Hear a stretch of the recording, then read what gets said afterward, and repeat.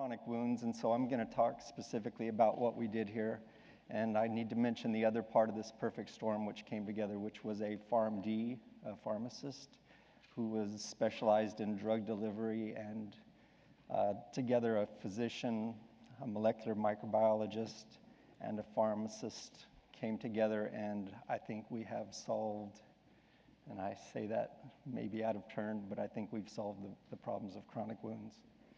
So this is it.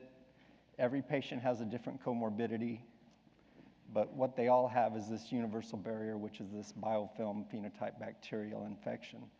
And so regardless of the differences in host impairments, this biofilm's there. This is something the physician, the clinician can latch onto, they can do something about.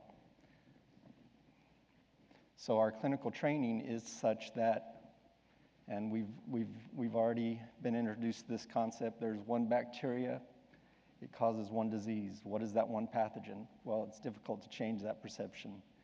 And I talk to many ID docs. I'm also a clinical laboratory director, and so I get to the pleasure of talking to a lot of very sophisticated minds that deal with infectious disease, and surprisingly, there's a complete panel or a complete diversity of thoughts into how this works. Many of them are very accepting of polymicrobial infections, and that's kind of what we're dealing with here. Is these chronic infections can be caused by a group of organisms working together in a synergistic fashion, and we kind of termed this, and other people have termed it different ways, but we call it the functional equivalent pathogroup. So this is a group of organisms that may by themselves not be pathogenic, but working together with other organisms, they can work together in a synergistic fashion to cause an infection or to create a chronic infection.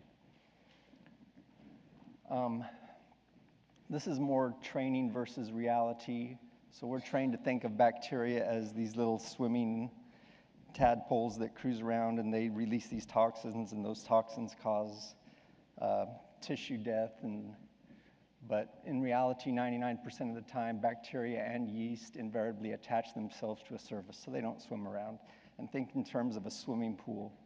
You have people out there that swim around a little bit, but inevitably those people are going to come to rest and grab onto the side of that swimming pool. You're going to have very few people that can go for an extended amount of time before they need to attach. So that's just a general concept. I'm going to flip through a lot of these slides.